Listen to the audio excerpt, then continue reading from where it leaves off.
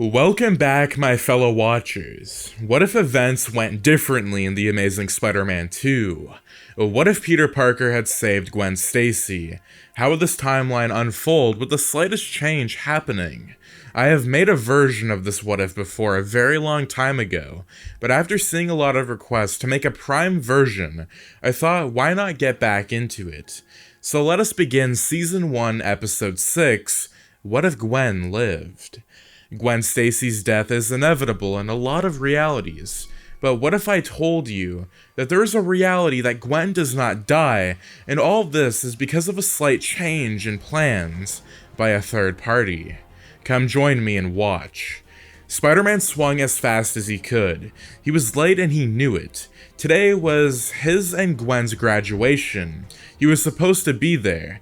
He knew Gwen would kill him if he missed her speech. Heaving a deep sigh, he shot his web as far as he could to a story building and swung around the corner. He had arrived. Peter Parker caught up with Gwen really fast. She was the only one that understood his job. When Gwen invited him to her family dinner, he had another episode of her father. This was the second one today. The first one was when he was fighting the Rhino with his band of criminals. Peter instantly felt guilty about still dating Gwen, as he promised her father to stay away as far as possible. He shrugged the feeling off and continued to enjoy himself. He was waiting with some flowers in his hands. Several minutes passed, and Peter realized that Gwen was supposed to have been here a long time ago, but she wasn't. And she wasn't picking up her calls. This meant she stood him up. He had to admit that hurt. Peter knocked on Harry's door. He did not have anywhere else to go after Gwen apparently stood him up. Harry just arrived, and his father had just revealed that he had a genetic disease, so he was really glad to see Peter. 2 hours later, after pondering out their problems to each other, Harry and Peter were found in the club drinking and dancing, all in a bid to drown away their problems. Harry's disease and Peter's guilt about Gwen. A distraught Gwen was seen in her room in tears.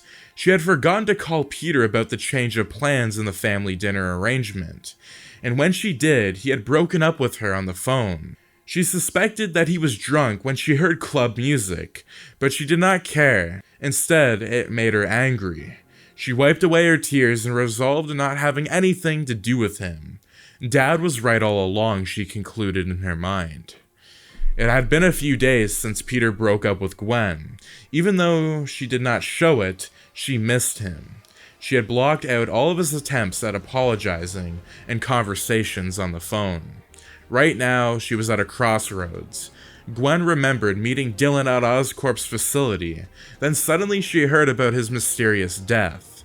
She wanted to infiltrate one of the facility's computers and research about his death. As she wanted to take action, a thought crossed her mind.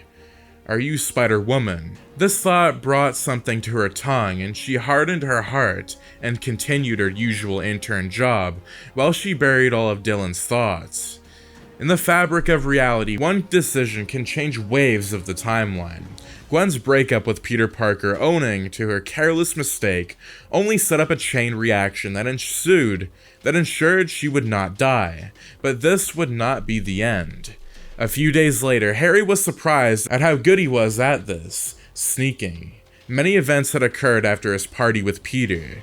He had met with Spider-Man to give him a blood transfusion to help him survive his disease, but he was denied.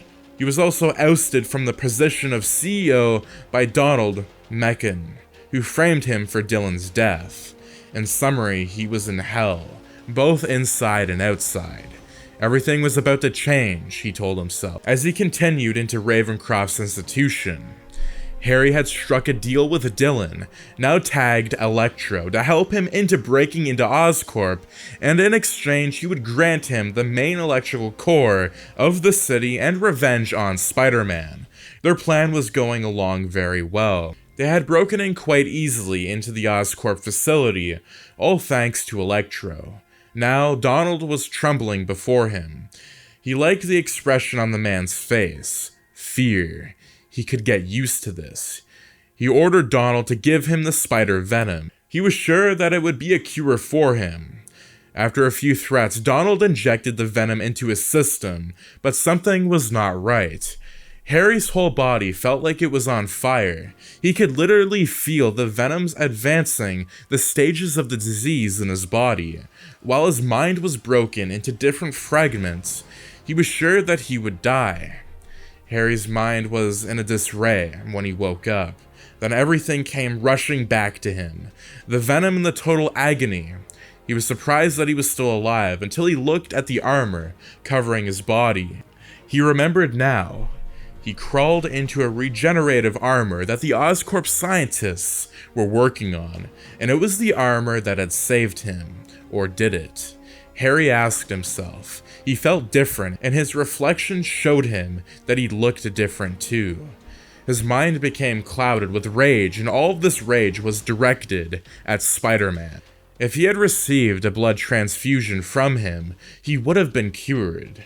Spider-Man will pay, Harry said with resolve, as he led Electro on to complete his end of the bargain. Peter Parker's life was in disarray. He needed Gwen. Even though she had told him to leave her alone, he still followed her and knew that she had gotten admission into the university in London. He had to get her back, he decided as he swung off. Gwen had forgiven Peter in almost an instant after she saw his grand "I love you" message on the bridge. As they chatted, there was a huge power outage, and the cause, Electro, was known to them pretty quickly. Even though Gwen was angry at Peter at the time, she had researched on how to make his web shooters shockproof, and she upgraded it before he went to battle Electro. Apparently, love is blind. Gwen went to help Spider-Man in his fight against Electro, against his wishes. It was good that she did, because Peter was getting knocked around the place. She quickly went into work on the power plant controls. Together, we can overcome anything, she said in her head. Gwen was right. With her help, they were able to overload Electro, and he exploded, killing him, but giving electricity back to the city. Harry, now the Green Goblin, spotted Spider-Man on top of the building, with a somewhat familiar woman. He was not sure of her connection to Spider-Man, but he knew that Spider-Man was a hero, and he would use this to his advantage. Harry sped on his glider to Spider-Man, and with Gwen with a ticking bomb in his hand, he caught Spider-Man's eye, and he knew that Spider-Man knew what he was about to do. Harry tossed the bomb to Gwen, and as he planned, Spider-Man threw himself between the bomb and the girl. Spider-Man was knocked unconscious, and he used this opportunity. Harry opened his mask, and he was shocked to know that Spider-Man was Peter Parker. His rage was greatly multiplied. Peter was the solution to his father and his own cure, but he didn't accept to help them. He would take away every loved one Spider-Man had, and knew just who. He decided as he flew away into the night. Spider-Man sat on top of the building. His building. The one he came to reflect. He was doing a lot of reflecting now. He cried for the death of Aunt May. He was not fast enough, and Harry got to her first. Aunt May laid in a pool of blood beside Peter, while the Green Goblin flew around his glider, laughing manically. As the Goblin flew away, Peter cursed under his breath. He would make the Goblin pay. He would find him and kill him. And in his rage, he leapt off the building, with Gwen watching in shock as the Peter she knew was buried in hatred. For indeed, for one to live, another must die. And that is going to be, what if Gwen Stacy had lived in The Amazing Spider-Man 2? What if Green Goblin had thought of a different way to destroy Peter Parker? What do you think would have happened if Spider-Man's Aunt May had died in The Amazing Spider-Man 2? This also leaves for a part 2, so what do you think you would like to see in part 2 if I make one? That being said, if you guys do enjoy these videos and want to stay all up to date with the latest content, do make sure to subscribe, like, share, and turn your notifications on so you and your friends are all up to date with the latest content. That being said, that's going to be Season 1, Episode 6 of the brand new What If series on this channel. Some are connected, some are not connected. Anyways, as always, thanks for tuning in, and have a fantastic day.